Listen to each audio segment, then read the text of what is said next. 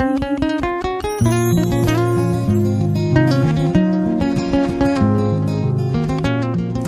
I were to come to your consulting room with cold, cough, sneezing, what would you think about? I'll be thinking of respiratory infections. Good. So today we shall be talking about respiratory infections.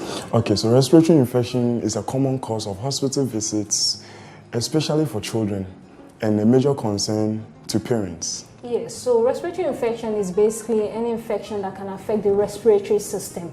And this is the tract through which the air we breathe in and out have to pass through for gas exchange to occur.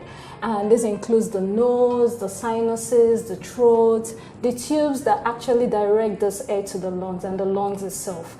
Respiratory infections can be caused by viruses or bacteria, but quite commonly caused by viruses. And it could range from simple infections such as common cold to serious infections like pneumonia. So respiratory infections can affect any part of the respiratory tract, and so we classify them as either an upper respiratory tract infection or a lower respiratory tract infection, depending on which area is affected. Symptoms include nasal congestion, runny nose, cough, sneezing, sore throat, difficulty in breathing, and chest pain.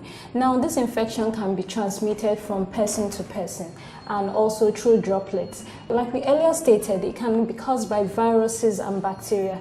The thing is, these viruses are able to survive in the environment for quite a long time. So here's a situation whereby someone is coughing or sneezing and you touch a doorknob or you rub it on a handkerchief. These viruses can actually survive for a long time. So someone else who is not infected opens the same door, and once you have this hand touched on your face close to the nostrils, you can easily get these viruses transmitted to your respiratory tract. So who really is at risk? Basically, everyone is at risk, especially those who find themselves in overcrowded environments and those with weakened and or underdeveloped immune systems. Like the children? Yes, children, pupils in schools, people who are stressed out, and those with pre-existing illnesses. Even as doctors, because you're exposed to these patients on a daily basis. It's true. Good news is respiratory infections can be treated, and like we stated, it ranges from mild infections such as common colds. We give symptom relief like nasal drops. And then for the very serious infections like pneumonia, you can actually use the antibiotics or the antiretroviral. That brings me to this point. I have mothers who come complaining and insisting antibiotics be given for him.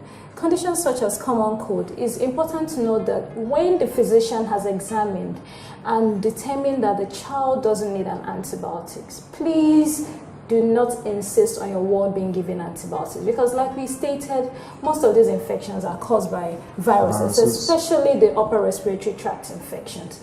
Can this be prevented? Yes, it can be prevented. We ought to practice good hygiene and respiratory etiquette. We need to avoid getting ourselves in overcrowded environments. We also have to use soap and running water to wash our hands frequently. Not hand wetting, just water. Good. And in the absence of soap and running water, you can use alcohol hand wraps to do that.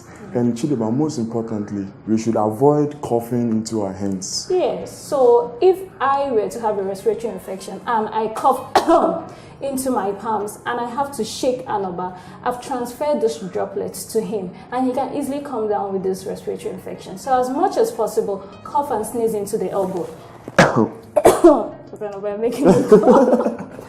So by doing this, you prevent transferring those droplets to another person. Also, in churches, we like to dance and marry and wave our handkerchiefs. If you have a respiratory infection and you've been coughing and sneezing into your handkerchief, please do not wave it in church. As much as possible, use a clean handkerchief to dance in church. Because when you cough and sneeze and you wave the same handkerchief, you virtually share the droplets all around the church. Okay, and then you also have to avoid overcrowded places. You also have to make sure you manage your stress levels. You have to eat well. Yes. Chidema, you have to eat well so that your immune system will be very strong. Yes. There are also very important things every parent has to know. Like we called it common cold. It's very common. A child can have cold 6 to 8 times in a year, and even worse when they start school. Also, respiratory infections tend to be very common during harmattan. This is because the humidity is low, the respiratory tract is dry, therefore makes it vulnerable to these viruses and bacteria. Parents, this infection is less frequent after the age of 6 years. Yes. And please, a sick child who has respiratory infection has no business going to school. A sick child has no business in school.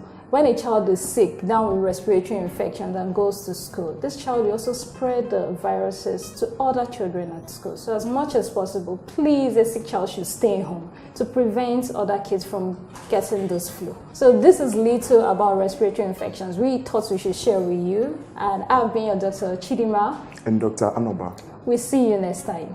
Thank you.